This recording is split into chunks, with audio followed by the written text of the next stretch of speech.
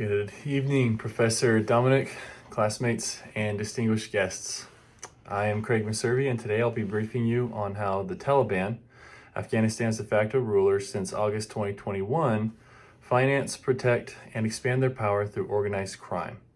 Now, I'll outline key revenue streams, enabling factors, leadership dynamics, the group's violence and terrorism nexus, current countermeasures, emergent cyber threats, and finish with 3 actionable recommendations. Now, the bottom line up front is that criminal enterprise is the backbone of Taliban governance. Narcotics, minerals, and extortion generate approximately $2.5 billion US per year, and elite corruption and calibrated violence sustain loyalty.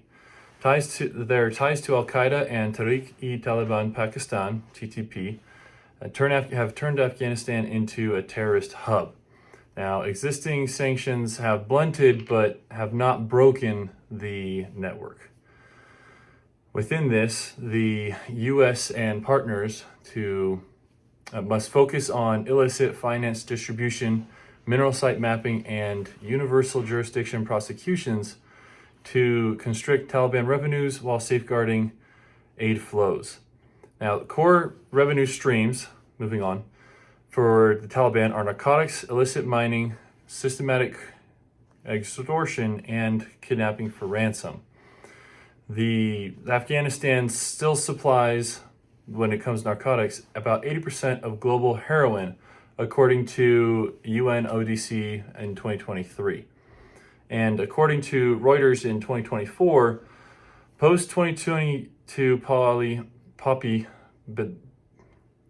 the post-2022 poppy ban caused cultivation to fall 95%. However, stockpiled opium and higher prices have kept nearly $1.8 billion US going into Afghanistan. Now, in 2024, we saw a 19% rebound of that.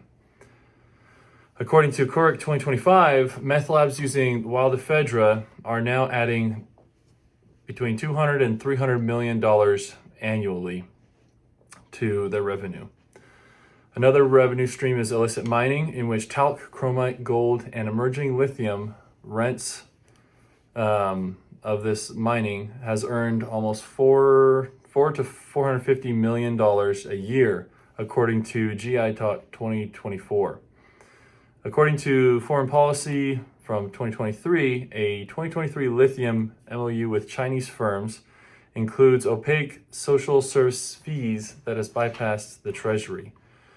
The third stream of income is systematic extortion, in which aid agencies pay about 10% in taxes, registration fees, and Taliban-approved currency conversion, in which they're skimming. So there's about $300 million being skimmed, at least in 2023, according to SIGAR, which was published in 2025.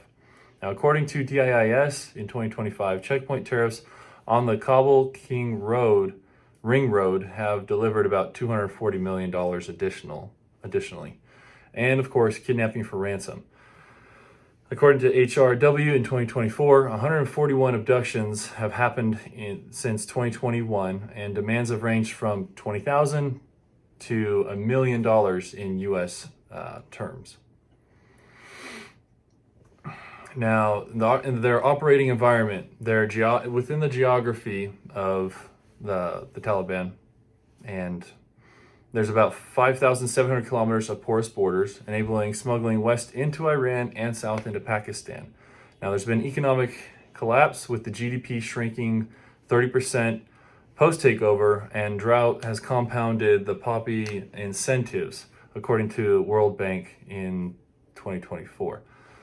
Now, according to CRS 2025, sanctions and isolation have caused the Taliban to have no formal recognized forces, and they rely on the hawala laundering. Then security and competition. 96 IS Khorasan attacks in 2023 have compelled Taliban intelligence to expand, funded by crime, according to UNSC 2024. Now you can see this map here. All right. The leadership and elite corruption within the Taliban. The supreme leader, Hibatullah Akhundzada, has signed mineral decrees and public execution orders.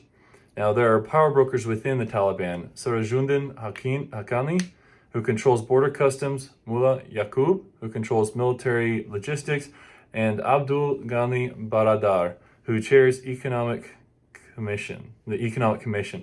Now, there's been fuel theft as well. 1.5 million liters of U.S. diesel has been stolen and resold via Taliban licensed pumps.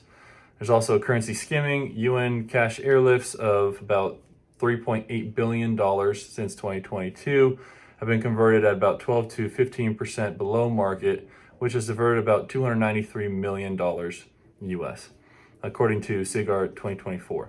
There's also customs underreporting. Only 1/3 of trucks are declared at Torkham. You can see that this is how they're making their money. Now, they've also had a strategic use of violence, and there's been calibrated coercion in which 38 extrajudicial killings have happened in 2024, and stadium executions have been live streamed, according to UNAMA 2024 and Le Mans 2025. These objectives were to guard revenue assets, deter dissent, such as women-led protests and suppressing them, and then outcompeting ISKP, in which they're publicly displaying the beheaded ISKP leaders, and leveraging hostages, in which 80 foreigners have been imprisoned and the trades for them have been secured. Now, this is according to UNSC 2024 and Cluely 2025. Now, the terrorism nexus between Taliban and Al-Qaeda is that the media cell in Kandahar shares about 20% of select smuggling revenue. Now, Saif al-Adid transits with Taliban protection, according to UNSC 2023. Now, there's a TTP, and there's 14 camps in Kunar, Turistan, with about a little less than 250 Pakistani security deaths since 2024. And those are troops and tactical procedures. Now, in Central Asia, there's the IMU and the Jamaat Ansarullah, which enables the drug flow into Tajikistan, paying protection fees as well. That's according to UNODC 2023.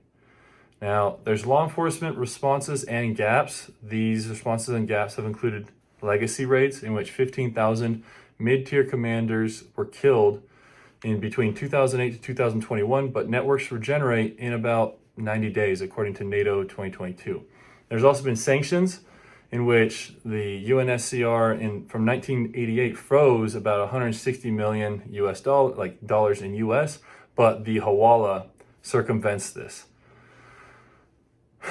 Now, there's aid escrow, which reduces the diversion, but Taliban still has tax beneficiaries, according to SIGAR 2024.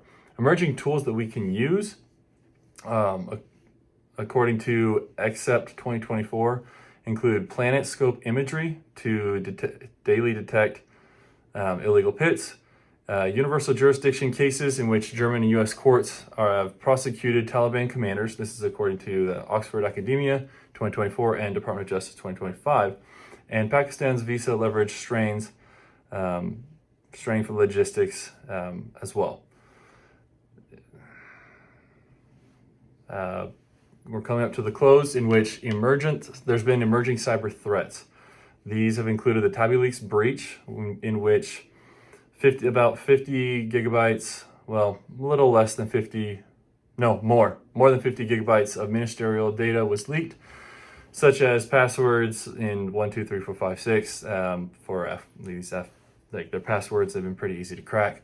This is according to Cluely 2025. Now, there's also a cyber unit. Approximately 200 technicians have been phishing the Afghanistan diaspora, according to Reuters 2021. There's also the surveillance ambition. There's been talks with Huawei of about a $100 million US dollar CCTV Kabul security map, which should cover about 62,000 cameras. Now, this is according to VOA News in 2023. There's also been future monetization. Ransomware as a service kit has been advertised for $800 US, and it's payable in Tether. Monero has also been used in meth payments. Now, the recommendations include targeting illicit financial nodes, in which we can expand trilateral AML task forces to license and audit Hawala brokers and freeze assets linked to Taliban customs collectors, mapping and disrupting resource sites, tasking NGA to produce monthly illegal mine heat maps, sharing unclassified layers with EU and Pakistani units for coordinated interdictions, and scaling universal jurisdiction prosecutions, in which we can support the EU Evidence Cell, issue Interpol red notices on 25 Taliban Economic Commission members to limit foreign travel and raise personal risk. In short, the Taliban state within a state survives on crime. If we can constrict their cash streams and flow of opium, minerals, and extortion while pursuing their senior financiers overseas, we can raise the cost of repression and reduce the group's capacity to project terror. Thank you. I welcome your questions.